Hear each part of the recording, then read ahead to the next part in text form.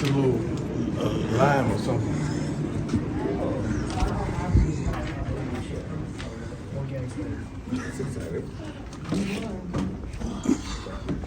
Oh man.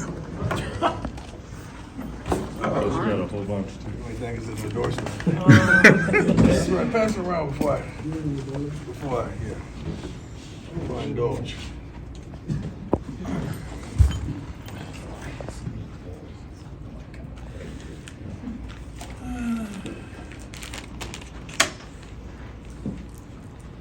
Can we take handfuls? Yes. Like Whoa, always. whoa, whoa. Like always.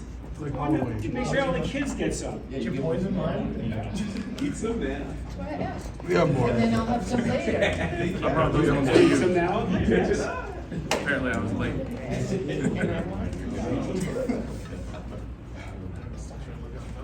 I'm judging the colors. Make sure all that camera guys get them. They're doing all the hard work. Cameramen are the MIPs, TK, the take most it back. important persons.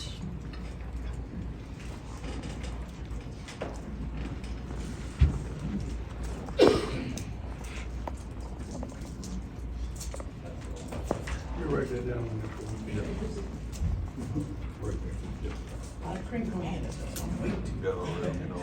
The bricks.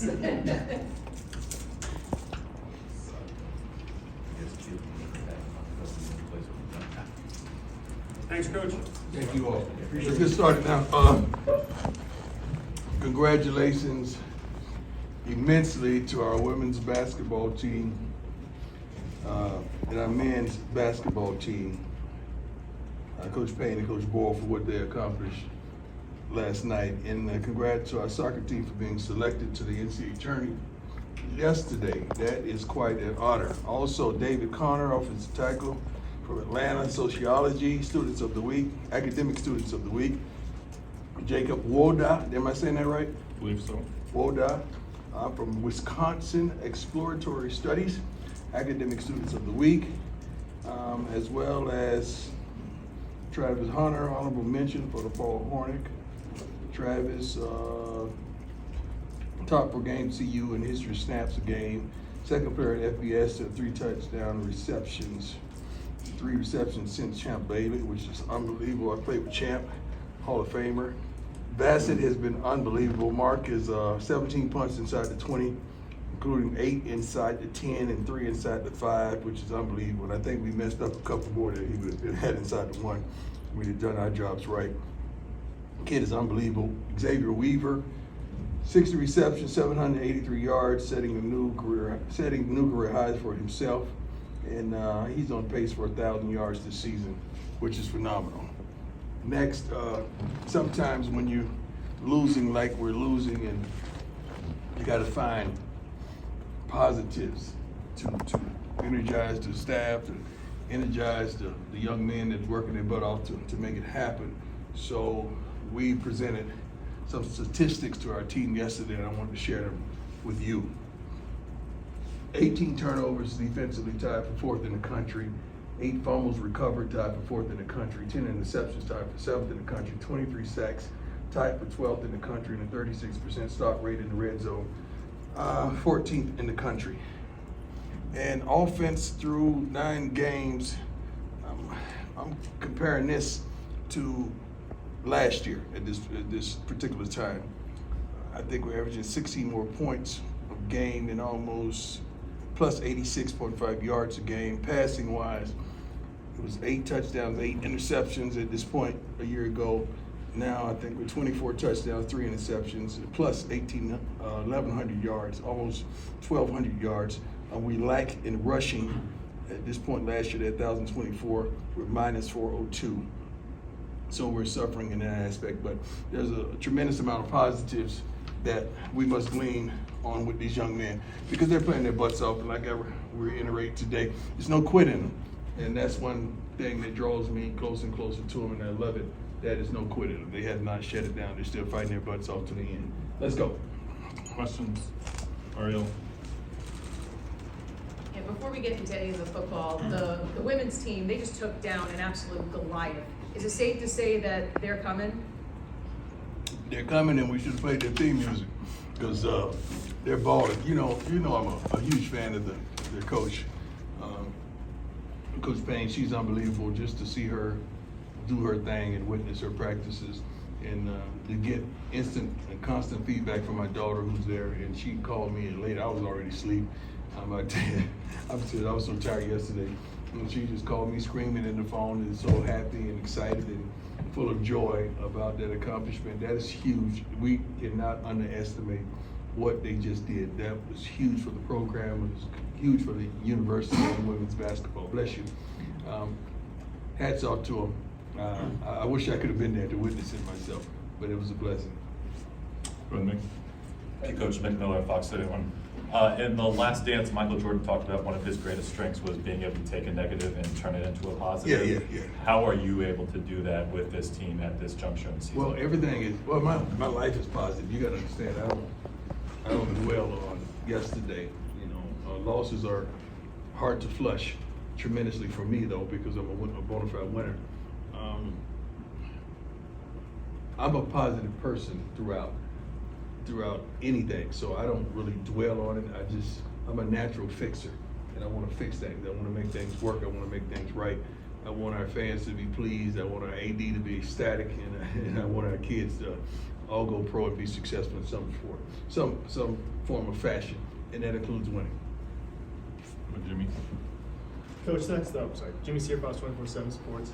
That's the second week in a row the defense has taken a step forward. What do you think's been that switch lately? Excuse me? What do you think's been the switch to get the defense more productive? Just starting to understand what the expectation. Defense is always a little harder to get going than offenses. I mean, because you try to stop somebody instead of somebody, you know, it's like you're trying to stop me from getting to that darn whiteboard, and that's kind of tough. When you are trying to, the person that's offensive usually have much more success early on. The defense is getting it.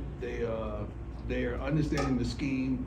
They understand the expectation, and they have constant, consistent energy. Like those guys are just built different, man. I mean, I love it. Not that they're built different than total offense. They as men, as football players, they're tough nosed and tough minded. And when we get everybody on the same page, it's going to be extraordinary. I like what I see in practice. I like what I see in the film room. Even the mistakes we make throughout the game is one guy here and there, and we can correct that. Hey, Coach, how are you? How you doing, sir? I'm doing great. It's obvious to see how real momentum is inside of a game. Yeah. How real is it inside of the season, week to week? I don't know if it's inside of the season, but it has a lot to do with opportunities. Like when you break it down, and that's what we broke it down and allowed the young men to see the multitude of opportunities there were defensively and offensively. And when you break it down and show them, okay, if we'd have done that, we'd have taken advantage of that opportunity. If we'd have done that, we'd have taken advantage of the opportunity. Now it's a different story, and it's a different scenario. So it's a lot of ifs after the game, but you got to show them how close they are. Hey, Coach. How you doing, sir? Good, how are you? Good. This is your last chance to play in front of the fans here at Folsom Field this Mhm. weekend. What do you hope, other than a win, what do you hope to leave them with going out on the final game? Positive hope.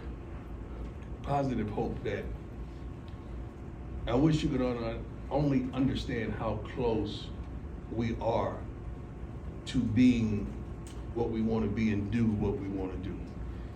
Like last week, I think I said it, we got our butts kicked once. Everything else, we had an opportunity to win. We got to learn how to win. We got to seize the moments. We got to take advantage of the opportunities presented. And we can't faint in the midst of adversity. We got to stand tall in the midst of adversity. And we're learning that. That's a process that I'm truly as impatient as you are. And the young men in that locker room, they're impatient as well, but they want it. I can't say they don't want it. They truly do, because they have not given up. Good morning. Hey, Coach, this is last Pac-12 season, Colorado. Upcoming Big 12, more than 12, obviously. And these conferences are so big. Mm-hmm. How big is too big?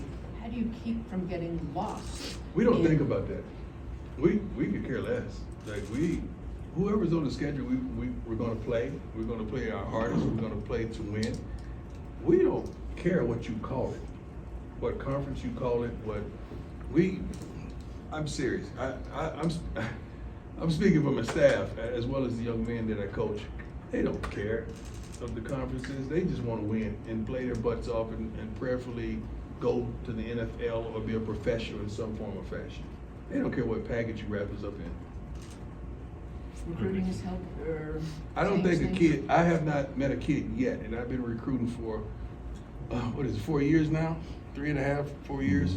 I have not met a kid yet to say, man, you know, that Pac-12, or that SWAC.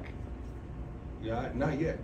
They're concerned about how much they're gonna play, not the schedule, but they wanna go to the next level. They're not thinking about who they're playing against and what they're playing against and what you call it.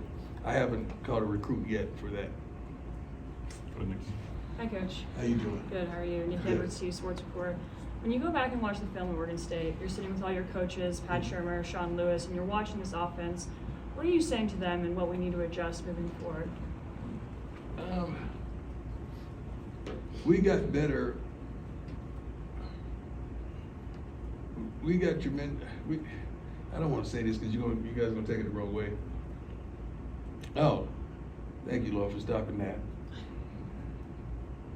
We did some positive things that you're one play away, you're one block away, you're one missed assignment away, you're one step too deep on a route, you're one drop away from accomplishing what you desire to accomplish. But we got to stop that. We got to have a consistency and make those plays happen instead of allow those plays to escape us. So when you're looking at film or you're gleaning from film, you're thinking about what you can do the next week. That yesterday is yesterday. What can we do now to make sure we don't miss those opportunities, practice-wise, film study-wise, and preparation-wise, period. That's the thought process. Good time. Hey, Coach Tyler King. How you doing, sir? I'm doing well, thank you. It's obviously senior day this week, and a lot of the seniors are guys that, you know, are grad transfers that came here from other programs. I don't think we have many seniors, do we? So one actual senior on the roster, I That's think what I is there. thought. Yeah. Yeah. Just the older players that, you know, this might be their last year of eligibility. How important is it to maybe recognize them for just coming here for maybe just one semester, one season, and kind of the impact they've had on the program, even if it is in a short time? Let me tell you who should be recognized. I mean, the seniors should be recognized, great. But the darn scout team, I want to recognize them this week. I really do. I mean, I want to recognize them in some form or fashion because those kids don't receive the hand claps, don't receive the fanfare, not recognized publicly, and they work their butts off. And the majority of them are walk-ons. Some of them are scholarship players, just, you know, young and trying to make their way, trying to see their way through. But they should be recognized as well. But we're going to give our seniors love and support wholeheartedly. But I don't think we have many that's going to be recognized, do we? It's about 15, Coach, because there's a bunch with just one. A lot of grant transfers with just 1 year. Gotcha. That came in. I haven't even checked those lists. I'm caught up in what we're doing right now, not who's leaving. Go ahead, Matt. Matt Smith, 104.3 The Fan. Coach, Arizona is going through the process of something like you guys are trying to embark on. They're a little Yeah. further down the road in it. Mhm. What have you seen from Jed Fish and his program, specifically lately, because they're one of the hottest teams in the conference? Yeah, first and foremost, he's a really good coach. He's a really good person. I think we were together maybe in San Francisco or something. I don't know. I'm just trying to make sure. I do remember his face and his name, but he's been phenomenal. His coaching resume is suffice. I like him as a person, as a coach, as a man. What he's doing with that program is phenomenal, and I love everything he's doing. And his kids are playing hard. They're not being penalized much, and they're playing hard, and they're making the plays that they need to make. How much do you look at a program like that as you're going through this process to learn and maybe take some things from and try and absorb from? I can't say I do. I mean, I would be lying if I do. I have so many people I could lean on. I mean, just having wonderful talks with guys who've been in these situations. I think a couple weeks ago, talking to Coach Johnson, Jimmy Johnson, it was phenomenal. I talked to Coach Zimmer all the time, Barry Switzer. It's so many guys that I could pull from, and I do gravitate to them. Even guys that weren't head coaches, but they had positions, not just in the NFL, but in college football, that I lean on that you may not even know of, but they've been there and done that. So I have a database of some lofty people that I could glean from. But he is definitely a guy that I admire and respect the heck out of what he's doing with the program. Coach Sean Keeler at the Denver Post. I have a question for you as a dad and as a coach. First, the coach question. As far as you know and care to say, is the play calling arrangement still going to be the play calling arrangement on offense? Are you the guy that Shador was? Am I the guy? I'm probably that guy. Yeah. It's so funny that I didn't know that, but from your line of questioning, like how you came with it, it's like something clicked in my head and say, that's the guy. And I didn't even see the press conference. I just saw him laugh and say, come on, dog. Whatever he said. It was a good stiff arm. It was good. Yeah. I passed that. Let that go, man. Just let it go. You barking up a tree that you ain't gonna get up. Just let it go. We're some happy people right here. We're ecstatic.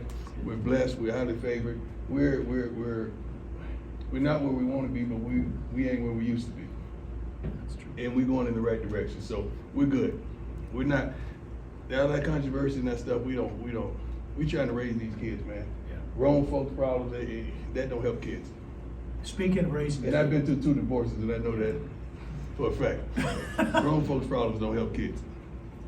As a dad, I'm a great dad. So as a dad, I'm a great dad. Let's stop right there. As a dad, I am balling. As a dad, I'm a Hall of Famer. As a dad, I'm a All-American. As a dad, I'm a Pro Bowler. As a dad, I'm a flat-out winner. As a dad, exclamation mark. I'm him. As a dad who knows the NFL people that you know, would there be a grade or an evaluation on Shador that would make both of you or one of you go, maybe we should look at the next level, maybe we should look at the draft? We having a great time here. When we appreciate and we love what we are, it's hard to look at someone else. Brian, go ahead. Hey, Coach. Brian Howell from How you Daily doing, Camera. sir? Good. How are you? Good. You hear a lot about teams needing to learn how to win. Yeah. And Arizona, off Matt's question, has kind of done that. They've gone through some of the things you have. They finally flipped the switch a few weeks ago. Do you believe in that? And do you feel like your team is learning how to win through some of these things? Our team is learning how to be consistent.